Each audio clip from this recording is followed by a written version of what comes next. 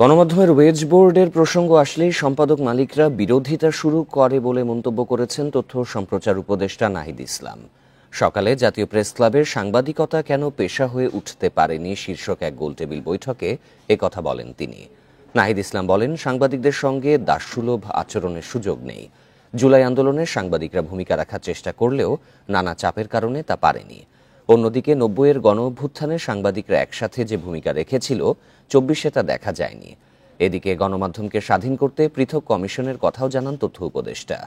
এদিকে সংস্কার বিষয়ক আলোচনায় সাংবাদিকদের বেতন কাঠামোকে অন্যতম সমস্যা হিসেবে তুলে ধরেন সাংবাদিকরা।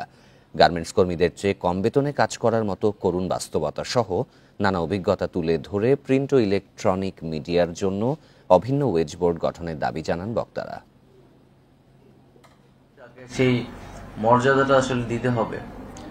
এখানে মানে দাসসুলভ আচরণ করার আসলে কোনো সুযোগ নেই। আমরা তো সেই নীতিগত সংস্কারের কথা বলতেছি, কিন্তু একই সাথে সাংবাদিকদের ভিতর থেকেও সেই রেজিস্ট্যান্সটা আসলে প্রয়োজন। আমরা তো ৯০-এর গণঅভ্যুত্থানে সেই রেজিস্ট্যান্স দেখেছিলাম সাংবাদিকদের মধ্য থেকে।